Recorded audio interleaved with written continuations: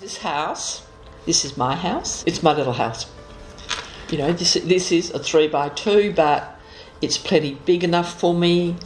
I don't have a big backyard, but I've got enough space for my garden, for my roses, and that's important. Australia's population is ageing and household needs are changing. Housing options and policy must change to meet these needs. My current house, I think it's classified as community housing now, but it's a 1-bedroom unit in a block of 4, so it's ground floor. So I do have like an outdoor space, courtyard and what have you. And yes, it's a lot more spacious than what I had before. We need to understand our ageing population so we can provide housing which supports their preferred lifestyles, social connections and ensures that they can age well. In 2019, Curtin and Swinburne universities published research to understand the downsizing or right-sizing aspirations and preferences of older Australians, so those aged 55 years and over.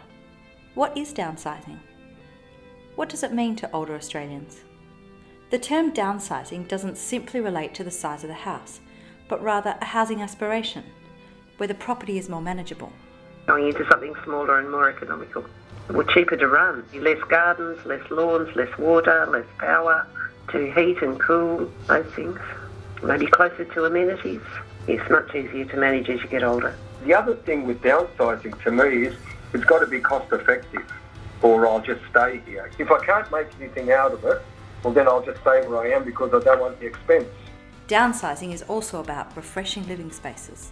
Downsizing is getting rid of the clutter, working out what furniture you really need, to be able to say, well, I don't use this anymore, or I don't need this anymore, and then being able to either sell it or give it to the family or give it to the op shop.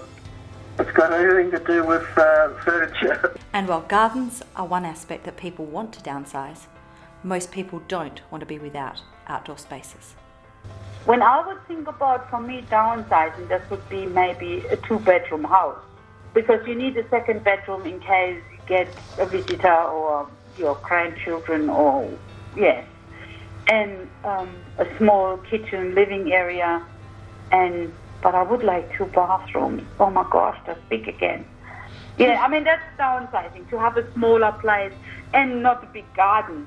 Because when you get older, the gardens probably make you more trouble. But you need a bit of a courtyard to sit outside and entertain your friends and sit in the sun or, sit out in the fresh air. Downsizing is about responding to changing housing needs, but also access to services or infrastructure required to support those needs. For those that choose to move, the decision is complex. Both owners and renters share these views of downsizing, although owners were conscious of the element of choice associated with their decision to do so, something that is not always afforded to renters. Downsizing is part of the current and future housing preferences of a considerable number of older Australians. Of almost 2,500 respondents to our 2018 survey, a quarter had downsized, while 29% had considered it. And 39% of those aged 75 years and over had already downsized. When these are combined, this clearly shows an appetite for downsizing. The big question is whether our housing stock is right to accommodate the needs of a growing number of downsizers. The most common reasons for downsizing were lifestyle and financial, followed by reducing garden and or property maintenance. I guess I see it as not having that weight around your neck all the time. You've got to do a big garden or mow the lawn and prune everything. There's not a lot of maintenance that you need to do outside. Downsizing to me was just making it so much easier that I didn't have that weight hanging around my neck because I can't go on a weekend away because the garden's a mess, I need to fix it up. And I just like that, keeping it simple, and if I want to go away for the weekend or a month overseas, I can. Just straightforward and easy. Cost of living here is less in monetary terms than it is living in town. Like the lower rates, there's no power bills, you can be more self-sufficient. Living in a rural bush setting, you can grow your veggies, you can collect your eggs, you can pick your fruit, be more, not totally self-sufficient, but a be a lot more cost effective. If I maintain my health for as long as I can, it is actually cost less to live in the environment in the bush, in a smaller house. So there is a benefit, cost benefit, living in a smaller dwelling in a rural setting, a bush setting. Changes in health circumstances were also a major reason for downsizing. My wife's not well, as we say, and it's just too much for the both of us to, when we're trying to care for each other, we haven't got time to care for the house.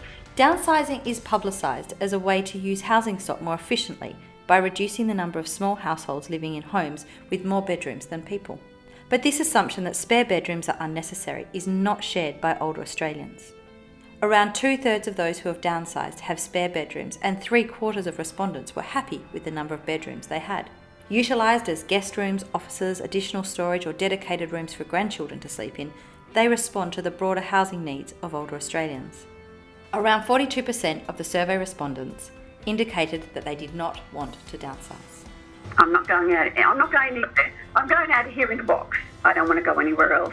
I want to stay here as long as possible. As I said, I own my homestead right. It would be up to somebody to tell me what would be a benefit to me to move from where I live. So, it's all of those aspects that make their housing their home can sometimes be a barrier to downsizing because they are worried that they will not necessarily be able to have those in a smaller house. Among those who do not intend to downsize, some admitted that there may be situations where they will have no choice.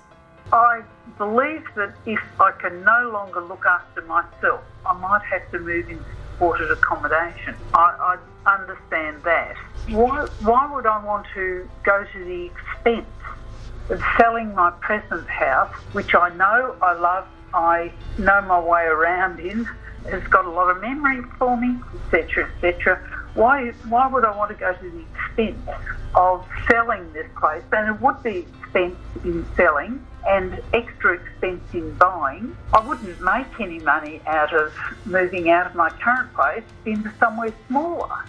Not all households downsize by choice, forced by various combinations of health crises, affordability, or landlords not renewing their lease on their rental properties. This is one reason why older Australians need to be educated on the value of having a house which meets their changing needs and allows them to remain in their own home as they get older. The old thing, with downsizing, you can leave it too late in life, where you're just you're emotionally not ready, you're not physically ready, not mentally ready. The stress is enough. And when you're in your late 70s, early 80s, just picking up furniture items becomes, you don't know what's around the corner. So a guy said to me, do it when you're still mobile. Your mobility is still there, opposed to try to doing it on a walking frame. And you're not enjoying it then. The absence of appropriate and available housing options can present a barrier to downsizing and will be a major concern as the population ages. This research found that there was a lack of supply of small houses in areas with high quality amenities.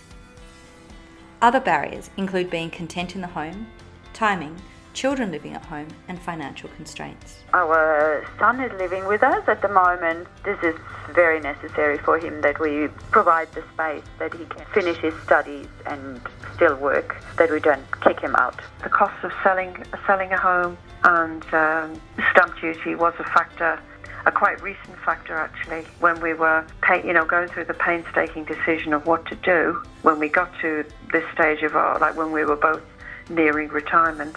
Yeah, that was a factor. For many older Australians, current policies provide little financial incentive to move. The cost of stamp duty creates a barrier to downsizing, as does the treatment of the family home in the means asset test.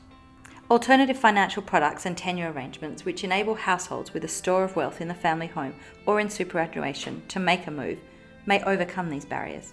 Getting groups to finance a housing collective whereby people of low income could live, I see it as a different way of providing affordable housing apart from government or community housing. So if something like that were to happen, I'd be jumping into it very, very quickly.